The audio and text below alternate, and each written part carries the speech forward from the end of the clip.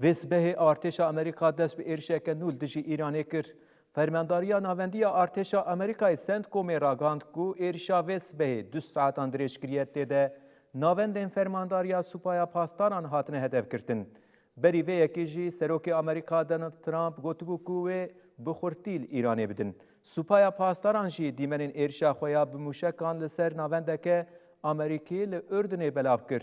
او داخویا کرن کو تنگاوا هرمزه به تمامی دبن کنترولا ایرانی دیه. لشگرکی امریکیه ریل بر بالافر که ولاتی خوبت که جسر کشتیه که شر اف بالافر برید که ده. فرمانداری ناوندی ارتشا امریکا سنت کومی راگهاند گو بالافرین وان ده ساعت سسیه ویس بهیده دست به ایریشه که نو لدیجی کومارا اسلامی ایرانی کرن. ایریشا وی جاری جی 2 ساعتان دریش کر. سنت کومی داخویا کرن گوب دهان ناوندین سوپایا پاسداران هاتن بمبا باران کرن. دناوان ده بارگهین فرمانداریه و شاردگهین موشک و درونان ناوندین چافدیریه و هیزین دریایی هبون.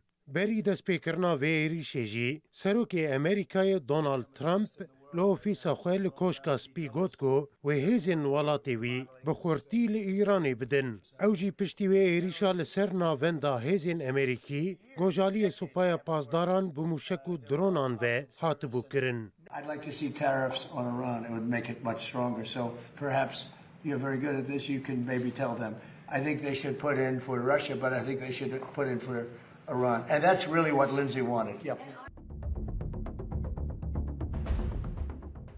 سوپای پاسداران جی روژا چارشمی راگهاند گو هیزین وان ناوندک هیزین امریکی لأردنی دانه بر موشکان دیمنین و ایریشه جی بلاف کرن.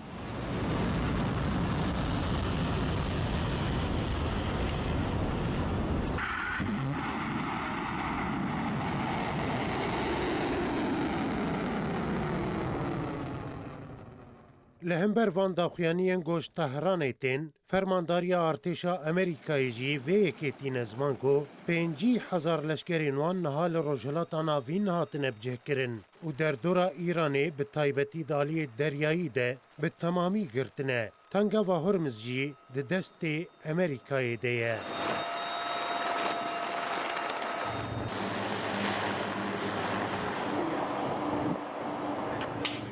لی سوپایا پاسداران هری داویه ایرو داخویانیه که نویسکی بلاف کر تیده دست نشان کرگو تنگا و هرمزه به تمامی دبن کنترولا ایرانی دیه و او قبول ناکن هیزک گوش دوراهیا به هزاران کیلومتره هاتبه به سردست و خودی بریار لوی هریمه.